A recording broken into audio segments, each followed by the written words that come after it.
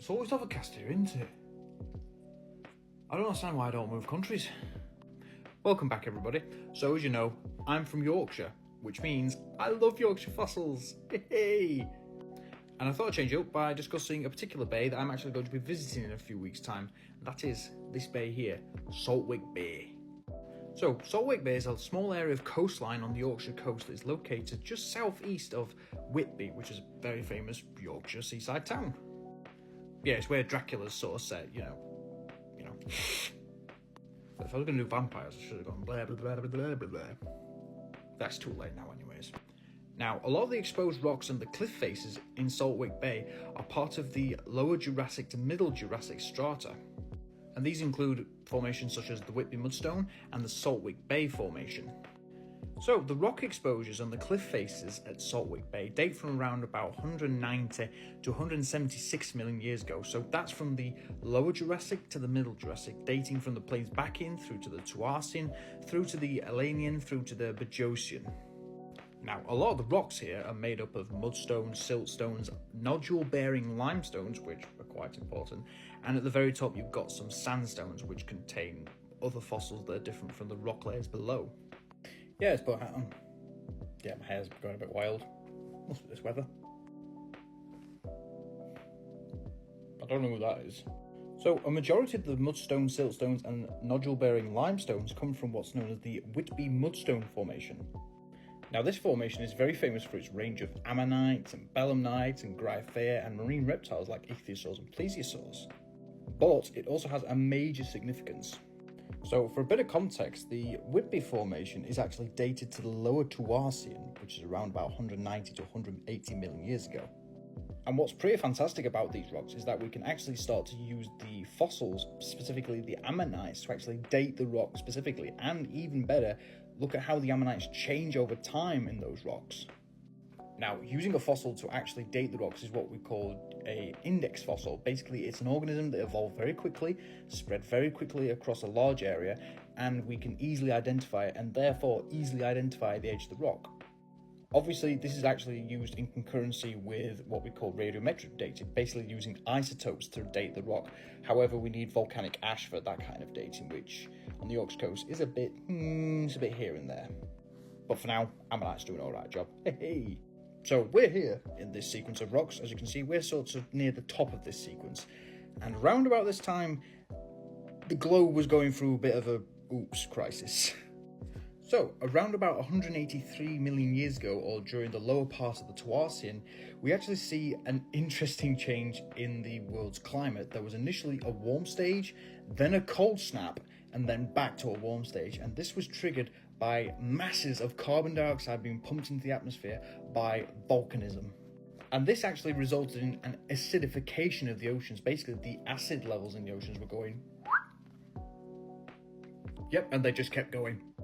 And this also triggered a deoxygenation of the environment. So basically, we had what's called the Toarcian Oceanic Anoxic Event. Basically, the ocean's oxygens went down, and yeah, things started to die out. And basically, a lot of invertebrate faunas, stuff without backbones, they took a very big collapse. Brachiopods, ammonites, belemnites, the whole lot, they just suddenly just went in diversity, which isn't a very good thing.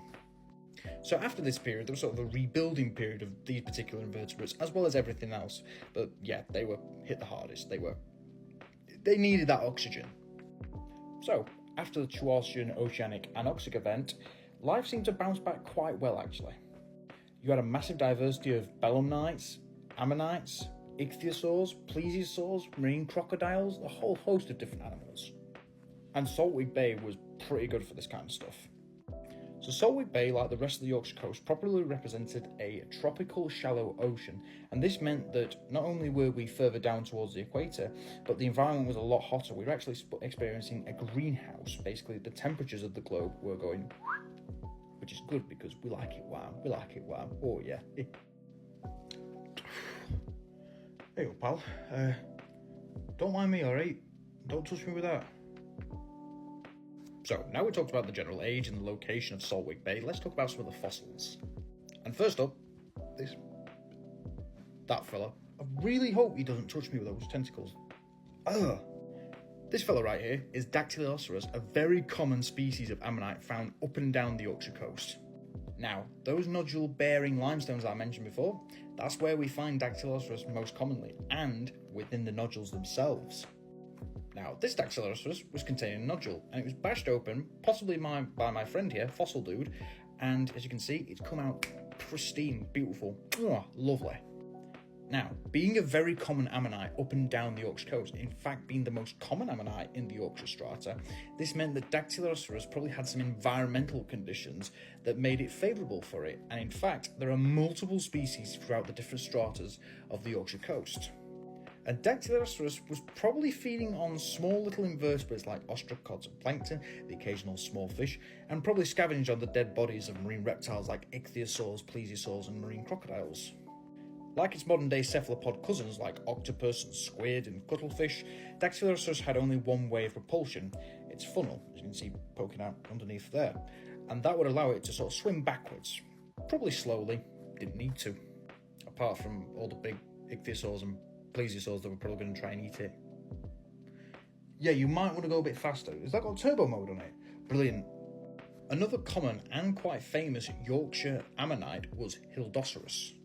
In fact, Ichthyosauris gets its name from St. Hilda of Whitby, who famously banished a plague of snakes from Whitby and turned them into stone, and that's why sometimes you get snakeheads on ammonites. It's basically mythology and craftsmanship. Fantastic. Now, generally, the larger and less common Ichthyosauris probably fed on similar prey to Dactylioceras, but being a bigger animal, it meant they probably went after bigger prey, so Dactylioceras may have occasionally gone after small fish, Ichthyosauris could go after bigger fish. Now, there's a load more of the ammonites I could go into today from the Yorkshire coast, but we'd be here for the next 5 months. Yeah? A lot of these ammonites actually get preserved in the nodules that I mentioned earlier, and what happens is the ammonite dies, it floats down to the bottom of the ocean, and rock starts to generate and accrete around it, and this forms a sort of snowball rock or a nodule, as you can see there. And if you've got a keen eye there, you actually can see some of the ammonites poking out there, and that's a really cool trick to say, hey, there's a fossil in there. Now, you actually see this with a lot of collectors and a lot of YouTube videos, but you actually take the nodule, you get it on a piece of rock, you take a geological hammer and you give it a good whack, and hopefully the fossil will act as a weak point between the rock and itself, and boom! Sorry, did I scare you? I didn't mean to. But basically, you get a nice ammonite out of it. Now bear in mind, this doesn't happen all the time. A lot of the times the ammonites do actually come out not great, but just keep trying, keep looking. So when collecting at Saltwick Bay and the rest of the Yorkshire coast, there's actually some code of conduct that people need to understand. The Yorkshire coast is what's called a triple SI, a site of special scientific importance. And basically what this means is that you do not hammer into the bedrock and you do not hammer into the cliff face. And there are many reasons of why you don't do this. First of all, you actually speed up the rate of erosion on the cliff faces and the bedrock, and therefore actually destroy the rock and the fossils inside them. Additionally, if you go up to the cliff faces, it can be actually very dangerous, especially if you don't have a hard hat on. People in the past across the world have been killed by falling rocks off cliffs, and paleontologists, well, they number in there as well. Basically, if it's not out of the rock, don't touch it. If it's in the rock and you like it, you're going to have to leave it, unfortunately. I know it's a complete ammonite, but unfortunately you're going to have to leave it there. Nodules, you can bash open all you like, but stuff that's in the rock, leave it alone. So, hopefully in the next few weeks you might see another video from me, hopefully doing the Saltwick Bay hunt, but we'll see what happens. Who knows, might be a good hunt, might be a bad hunt, let's see. Alright guys, I'll leave you to it. See you later, take care of yourselves, bye bye.